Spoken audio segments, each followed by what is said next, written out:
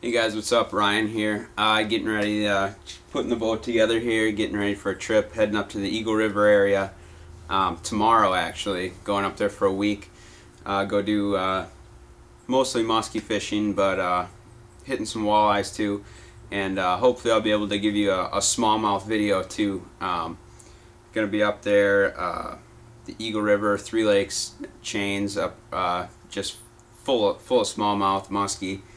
Hopefully we'll be able to bring you some of those videos, but I'm actually going to go over some of the lures and techniques and stuff I'm going to be using up there. It's going to be the first part of August, so the water's going to be warm. We're probably going to be dealing with some pretty high skies, you know, less than perfect conditions, especially for musky fishing. So I'm going to go over a few tips on some stuff that works pretty well, especially this time of year. So I want to start off talking a little bit about muskies. You know, right now the water is going to be warm. I mean, they're going to be fairly inactive, and you know, they're a fish at change. So stuff, you know, you get pressure systems moving in, stuff like that. Especially moon phases are big right now. That's kind of stuff you want to be checking out as you're getting closer to heading out. But I want to talk about right now is when you find active fish. I mean, there's either gonna be fish feeding on the surface, or just you're gonna see them rolling on the surface, stuff like that. Some baits I really like for that. If you find active fish, one like these are these little swim baits. They're only about 4.5, 5 inches long. It's more of a bass lure actually, but you get in the right situations and they can be really just a dynamite bait, especially if you're fishing stained water. I mean, you go with one like this, it's white. They're going to be able to see that it's got a really natural swimming action.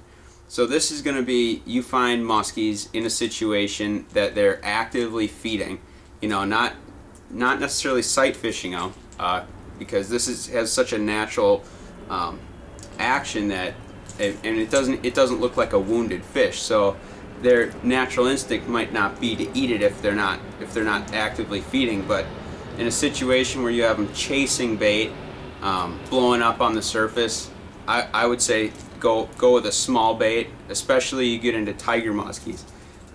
And I've noticed that the majority of tiger muskies come on smaller baits. I don't know why really, but that's just how it seems to go a lot. And then another thing, you get into some areas where maybe you're fishing deeper water. You know fish are there. I mean, you can mark bait on your locator, stuff like that. You're marking big schools. Either row trolling or power trolling where it's legal. I mean, pulling stuff like this is a big Susie sucker. I mean, I would recommend this probably in the fall. Even late August would be good for that. I mean, just going over these big, just going right down the spine of the lake.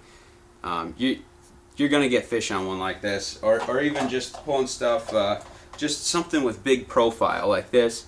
I mean, this is like 10 inches long, but I mean, it's got such a big profile, they're going to see this, and even if they're underneath it, they're going to come up for a bait like this. So you have fish suspended out over the main lake basins, underneath, you know, shad, I mean, anything. Yeah, there are even crappie schools, so that's big too, especially in the northern lakes.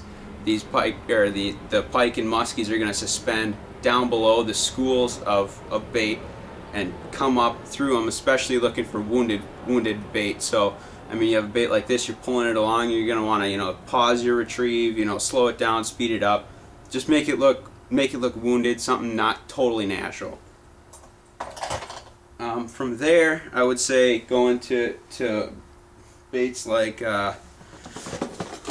Jakes and Grandmas. I mean, I don't know how many times I've missed this lure right here, the bumblebee grandma. I mean, I don't know how many times it's just, you find active fish, you see them blowing up on the surface, you get in close, and I mean, especially on sharp breaks, you know, somewhere it goes from 2 feet and drops to 20, you know, just a sharp, just a ledge.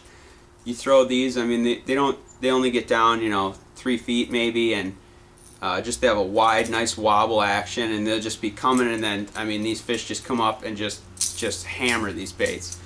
I mean, just the action of it looks, it's just like a wounded bait fish, and especially when they're chasing, that is what they're looking for. I would recommend something like that, or even going to a jake, you know, something like this, fire tiger jake, in stained water in the northern lakes. You got to have something that they're gonna see. You know, you don't necessarily need a super natural looking pattern like, you know, like this is a sucker pattern there. I would go with something they're going to be able to see. You know, they all have the right action, so go with what's going to be visible to them. And, you know, right now throwing bucktails too. You know, you find cabbage beds. You know, not necessarily milfoil, but you find a nice, you know, cabbage weed bed. Throwing, you know, any big blade, and I would say probably with plastic on it. Like this is just a musky killer. It's chartreuse with big black plastic on it. Something that's going to give them some profile that they're going to be able to see. You know, I just, especially in stained water, you got to make your baits visible. I mean, if they can't see it, they're not going to come and pick them up. So stuff like that. Or even going to something like a loose ox, you know, just a weighted bucktail, something you can throw over, you know, 10-foot deep cabbage bed that normally you wouldn't get down and buzz the tops with the bucktail. You'd be way up by the surface. Or even going to a big blade bait, something, you know, double cowgirl, something like that. It's gonna put out a big vibration. But I mean, that's kind of it for muskies this time of the year. I mean, and that swim bait thing, I would go back to. It's not. I wouldn't use it to cover a lot of water. You start throwing swim baits, even big ones. Those hard swim baits, they're just, you know, it's kind of, you got to have the right situation. Because I would say you need to fish them slowly. So, you know, going fast is not high percentage with a swim bait. You just can't cover water with them. So, you know, you have to target certain situations. But now I want to talk about smallmouth a little bit, because that's one thing that I should be bringing you a video of up there. And what we're going to be doing is two things. We're going to be jigging, and we're going to be top water. And for jigging them, you know, you can go with a swim jig, you know, with a trailer on it, something like that. But every time you catch one up there, you bring it in and it's coughing up crayfish. And to me, there's nothing better than a crayfish jig, something like this. You know, this is a storm crayfish. You know, it's rigged with a jig inside the body there, and you're just letting it fall all the way to the bottom, and then just hopping it back, and there. I mean, you get in places around these brush piles where, I mean, there's always smallmouth on any break, any rock bar. I mean, this is gonna get them. I mean, especially in the day, in the mornings, in, you know, the afternoon. That's what I want to be throwing. But now you get into the evening, dusk, right after the sun just about sets. You want to go top water. Anywhere from you know, the shallows all the way to 20 feet, I'll throw top water. 20 feet deep, I'll be throwing this right here, skitter pop chartreuse, super visible in stained water. They're gonna come up for this. I mean, I've had fish come off 20-foot deep brush piles and just smash these on the surface. So hopefully I'll be able to bring you some of that. And if you know, you're in a situation it's you know, pretty calm, I'll throw this. It gets a little more windy, there's some chop, I'll throw one like this, which is just like a walk the dog bait. It's, you know, it's a pretty loud bait, so it's not going to be chugging, but I can cover a lot more water, and this is, you know, going to walk the dog, be really visible from the bottom. And again, they're just going to come up from even deep water to get these. So hopefully I'll be able to bring you some action of all that stuff, and come back and check those videos out too. Thanks. Peace out.